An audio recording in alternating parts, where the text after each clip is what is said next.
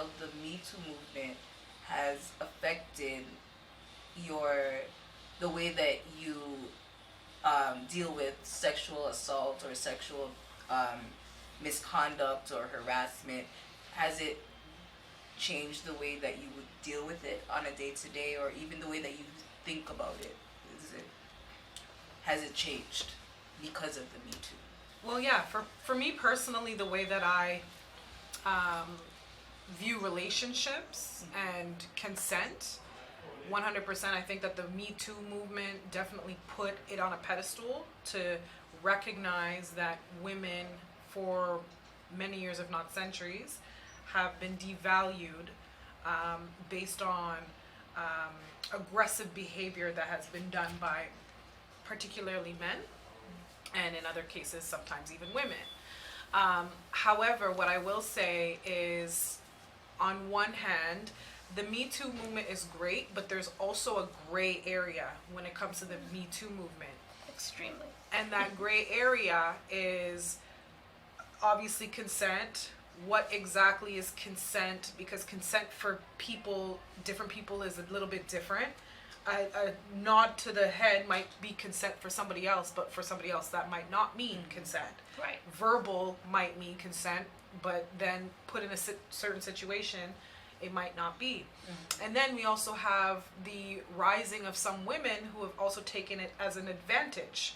So they put themselves perhaps in situations, right or wrong, and then use the Me Too movement to then reprimand men that maybe in fact were not wrong, or we cannot come to an actual direct conclusion because there's certain gray areas that we do not know definitively if things actually happened or not.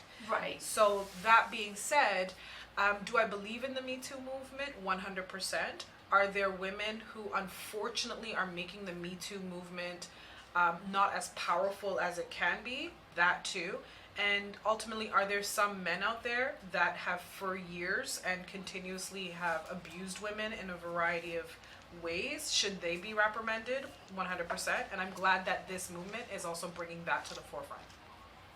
I agree, but I also feel like the Me Too movement has crippled, in some sense, men and their approaches when it comes to women, in a sense, because they're like, well, how do I approach her now?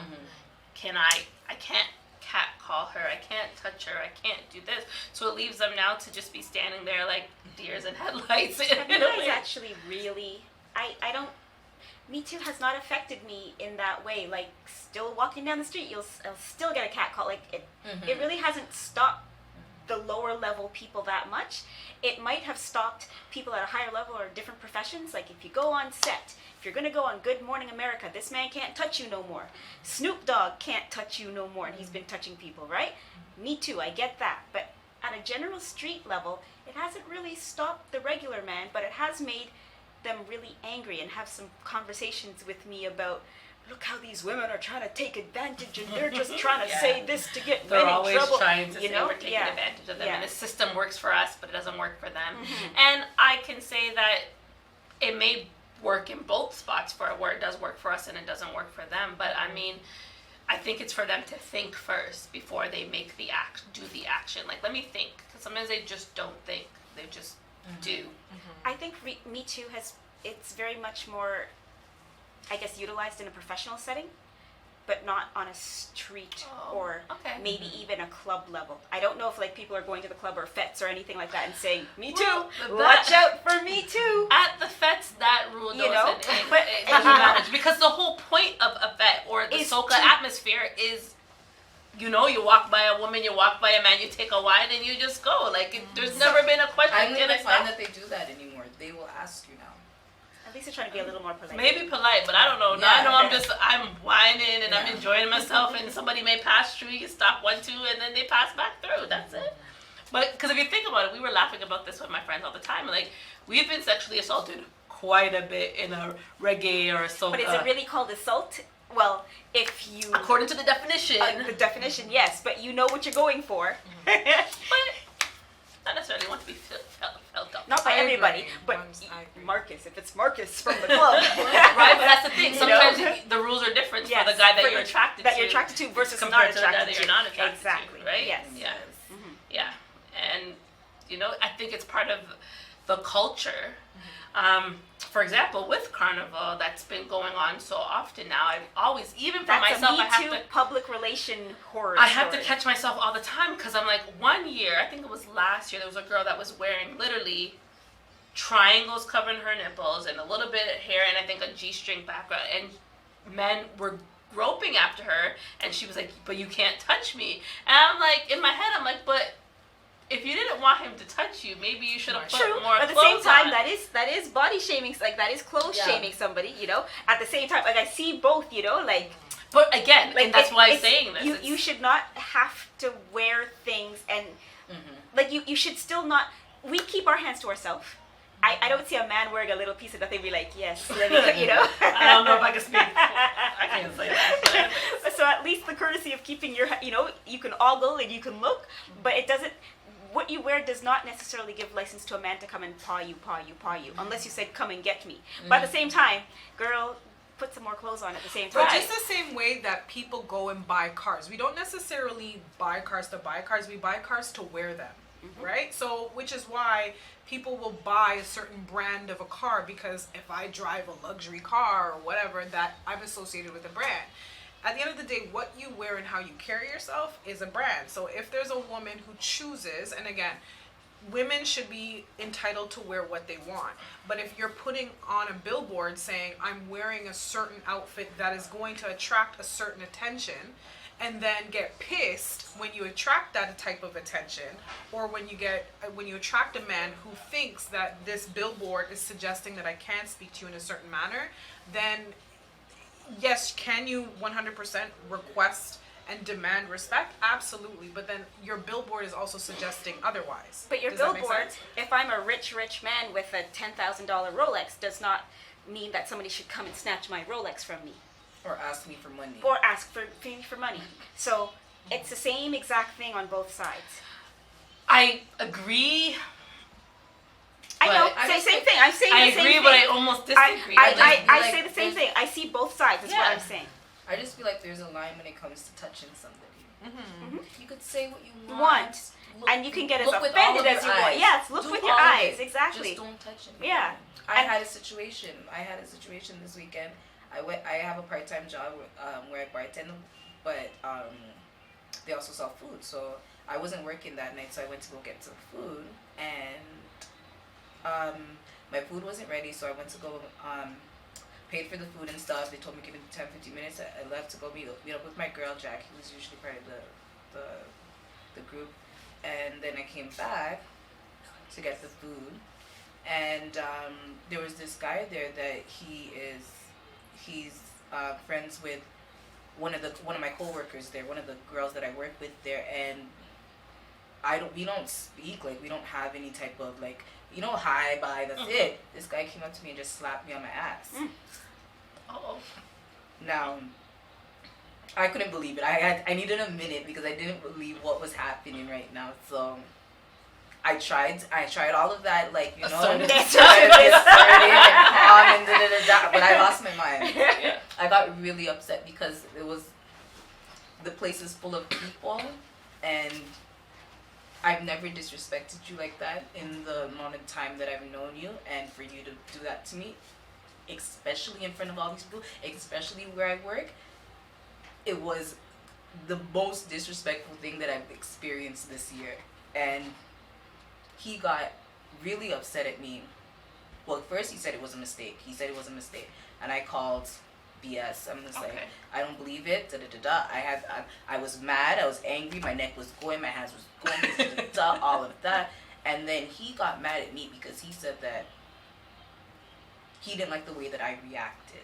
Because it's supposed to be a compliment, right? Right. Yeah, no, because it was a mistake. He got really upset at me about the way that I reacted. Anyways, long story short, like we shook on it, and I said, you know what? If you say it was a mistake, I'll take it as a mistake. Mistake or not, why is he touching any part of your body? Exactly. Even your shoulder. Yeah. So Well, he learned a major lesson. I I don't think he learned weekend. nothing. Yeah, he I don't did. think he learned anything. he definitely I think did. he'll go tap somebody the next time. I don't It just think won't so. be you. I don't think so. But yeah, we shook on it and everything, but he was still so angry. Like, he started yelling at me, and like he started talking about things that had nothing to do with anything. Like Like, I respect my grandmother. No, like, I can get any girl I want, and you know that type of talk. Like, now you're trying to like you're trying to bring me down. Like, I don't need to touch you.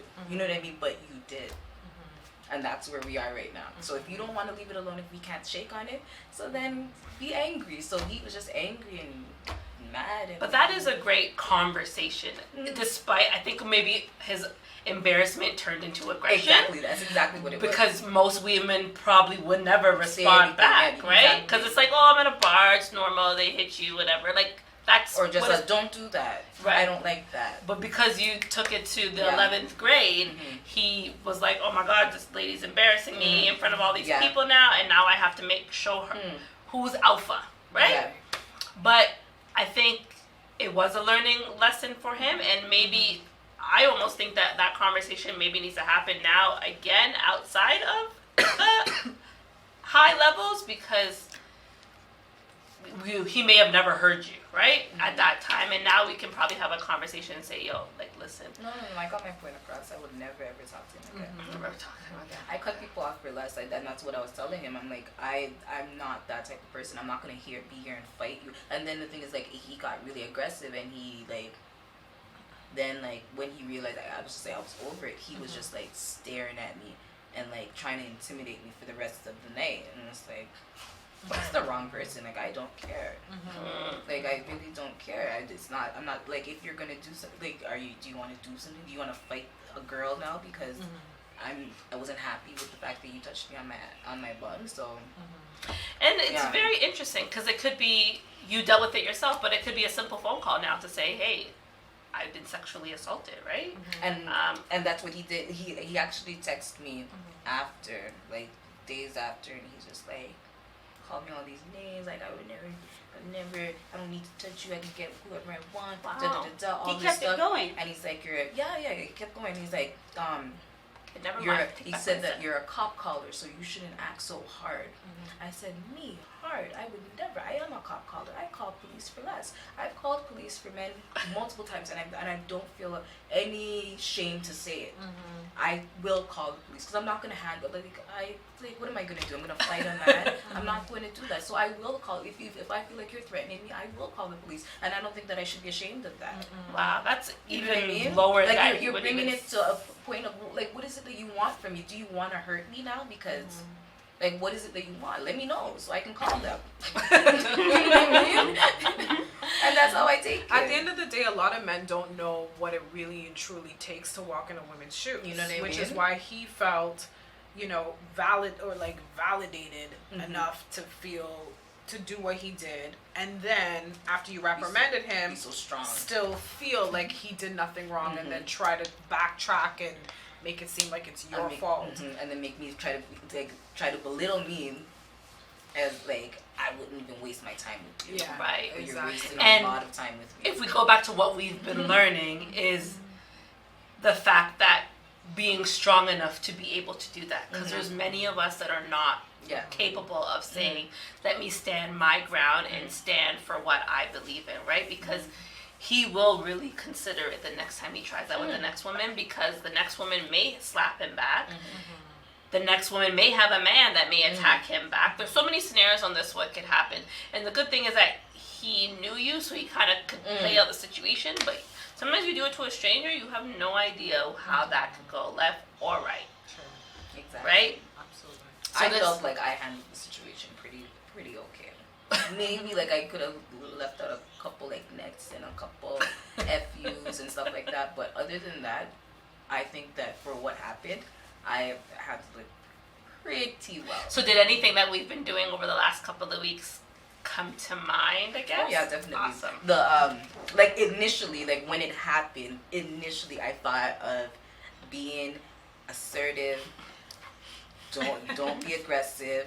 Get your point across without offending him. Got it. And I did that many times. But then he pushed you. Yeah, I kept explaining it to, but he was stuck on, it was a mistake, it was an accident, So after 5 minutes of it was an accident, I shook your hand and I said, you know what? You say it was an accident, I believe you it was an accident.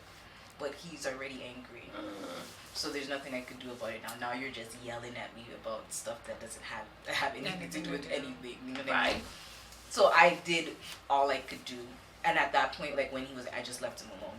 I just like started dancing, and he hated every part of that. Well, that's a good thing that the tools that we've been learning have been able to be implemented into the situations, and now it's not our own, like Keisha and whoever it was, you know, our own scenarios that we can really look at, because I think that is the most important part I wanted people to leave with this, with our workshops that we're doing, that we felt empowered to be able to speak on our behalf without it being on the aggressive manner.